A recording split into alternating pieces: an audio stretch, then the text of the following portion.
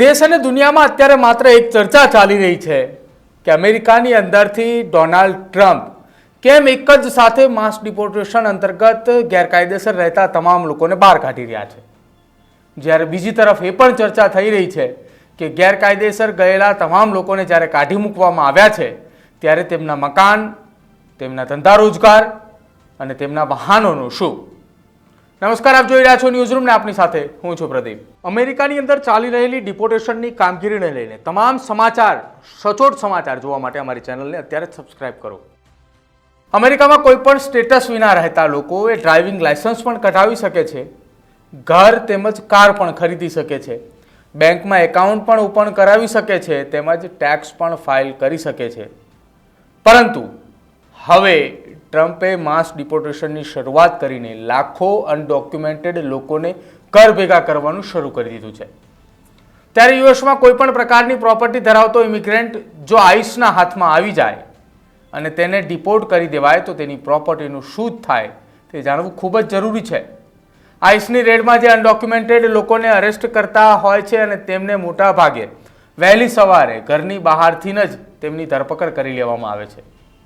આઈસની modus operandi કંઈક એવી છે કે તેમના એજન્ટોએ વહેલી સવારે જ ટાર્ગેટના ઘરની બહાર પહોંચી જાય છે અને જ્યારે ટાર્ગેટ જોબ માટે બહાર નીકળે ત્યારે સૌથી પહેલાં તેને ત્યાં જ અરેસ્ટ કરી લેવામાં આવે છે અને આઈસના હાથમાં આવેલા કોઈ પણ અનડોક્યુમેન્ટેડ ઇમિગ્રેટ્સ સામે જો પહેલેથી જ ડિપોર્ટેશન ઓર્ડર ઇસ્યુ થયેલો હોય તો તેને ડિપોર્ટ કરવાની પ્રક્રિયા ખૂબ ઝડપી અને સરળ બની જાય છે। અમેરિકાની અંદર ચાલી રહેલી ડિપોર્ટેશનની કામગીરીને લઈને તમામ સમાચાર, સચોટ સમાચાર જોવા માટે અમારી ચેનલને અત્યારે જ સબસ્ક્રાઇબ કરો।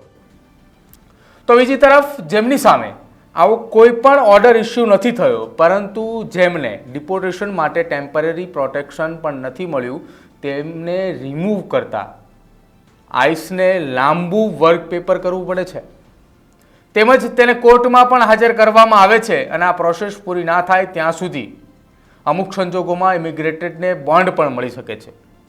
અમેરિકામાં અનડોક્યુમેન્ટેડ લોકો માટે લોન પર મકાન ખરીદવું કે પછી બીજી કોઈ પણ પ્રોપર્ટી વસાવવી એ ખૂબ જ મુશ્કેલ છે, પરંતુ અનડોક્યુમેન્ટેડ ગુજરાતીઓ મકાન તેમજ સ્ટોર સહિતની પ્રોપર્ટીઓ ધરાવે છે। ઘણા લોકોને એવી ગેરસમજ હોય છે કે જો તેમની પાસે યુએસમાં પ્રોપર્ટી હશે તો તેઓ પોતાનું ડિપોર્ટેશન અટકાવી શકશે કે પછી કમસે કમ તેની ડીલ કરી શકશે। જો કે હકીકત એ છે કે યુએસમાં ગમે તેટલી પ્રોપર્ટી ધરાવતા અનડોક્યુમેન્ટેડ ઇમિગ્રન્ટનો ફાઇલ રિમૂવલ ઓર્ડર ઇસ્યુ થઈ જાય ત્યારબાદ તેનું બચવું એ ખૂબ જ મુશ્કેલ બની જાય છે।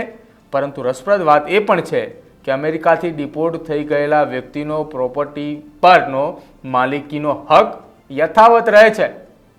યુએસમાં છે કે નહીં તેનાથી આ વાતને કશું જ ફરક નથી પડતો।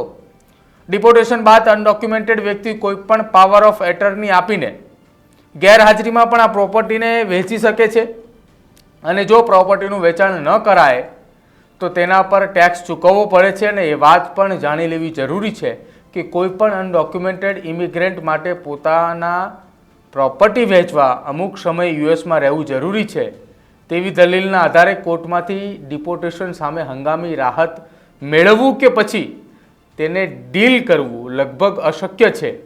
હવે વાત કરીએ ડિપોર્ટેશનનો સામનો કરી રહેલા ઇમિગ્રન્ટના યુએસમાં રહેલા બેંક એકાઉન્ટની।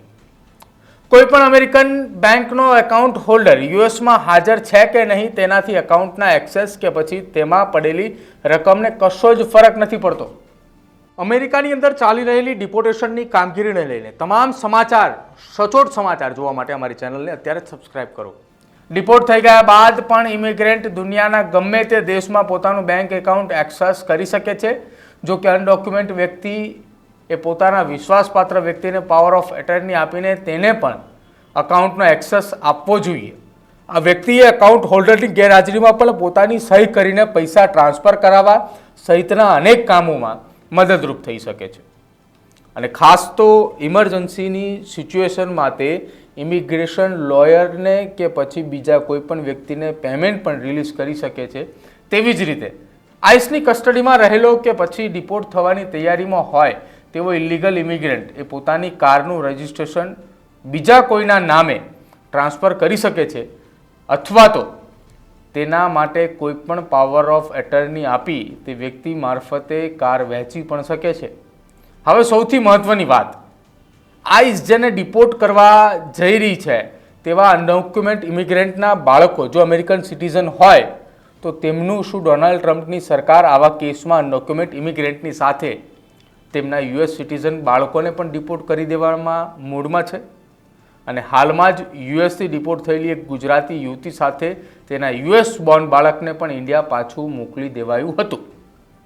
જો કે આઈસ દ્વારા અરેસ્ટ કરાયેલા ઇમિગ્રન્ટમાં બાળકો માઇનોર હોય તો તેમની હાલની સ્થિતિમાં શોર્ટ ટર્મ ગાર્ડિયનશિપ ડોક્યુમેન્ટ તૈયાર કરાવવી રાખવું જોઈએ. આ ડોક્યુમેન્ટમાં મા બાપની ગેરહાજરીમાં માઇનોર બાળકની સંભાળ કોણ રાખશે તેનો ઉલ્લેખ કરેલો હોય છે, જેને આઈસ એ બાળકોની કસ્ટડી સોંપીને તેના અનડોક્યુમેન્ટેડ મા બાપની સામે કેસ ચલાવી શકે છે. અમેરિકાની અંદર ચાલી રહેલી ડિપોર્ટેશનની કામગીરીને લઈને તમામ સમાચાર, સચોટ સમાચાર જોવા માટે અમારી ચેનલને અત્યારે જ સબસ્ક્રાઇબ કરો. જો કોઈ પેરેન્ટ્સ આવું ડોક્યુમેન્ટ તૈયાર ન કરાવ્યું હોય અને યુએસમાં તેમને કોઈ ફેમિલી મેમ્બર કે પછી ફ્રેન્ડ્સ ના હોય તો ડિપોર્ટેશનનો કેસ ચાલે ત્યાં સુધી બાળકને ફોસ્ટર કેરમાં રાખવામાં આવે છે. જો ડિપોર્ટ થનાર પેરેન્ટ્સ યુએસ સિટીઝન બાળકને પોતાની સાથે લઈ જવા તૈયાર ના થાય તો પણ સરકાર તેમને ફોરેસ્ટ કેરમાં રાખી શકે છે. હાલ યુએસમાં એવી સ્થિતિ છે કે જેમને ડિપોર્ટ થવાનો ડર લાગી રહ્યો છે તેમણે પોતાની પાસે રહેલી એક્સ્ટ્રા મની તેમજ કિંમતી સામાનનો વહીવટ કરી નાખ્યો છે. જો તમારો ઇમિગ્રેશન કેસ ચાલુ હોય તો ગભરાટમાં આવીને આવું કોઈ પણ ઉતાવળું ભર્યું પગલું લેવાની હાલ કોઈ જરૂર નથી. હાલ ચાલી રહેલી કાર્યવાહીમાં એવા જ લોકોને ડિપોર્ટ કરવામાં આવી રહ્યા છે જેમનો રિમૂવલ ઓર્ડર ઇસ્યુ થઈ ગયો છે કે પછી જેમણે અમેરિકામાં ઇલીગલ આવ્યા બાદ કોઈ ક્રાઇમ કર્યો છે. તો જો તમે અમેરિકાની અંદર રહો છો અને તમારી પાસે મિલકત છે, તમારી પાસે બેંક એકાઉન્ટ છે, તમારી પાસે વાહનો છે, તો તમે ગભરાતા નહીં. તમે પાવર ઓફ અટર્નીના આધારે તમારી આ વસ્તુનો તમે એક્સેસ તમે અમેરિકાથી ભારત આવ્યા બાદ પણ કરી શકો છો, પરંતુ તેની પહેલાં તમારે પાવર ઓફ એટર્નીના આધારે તમારો વિશ્વાસુ વ્યક્તિને પાવર ઓફ એટર્નીની અંદર સ્થાન આપવું જરૂરી છે.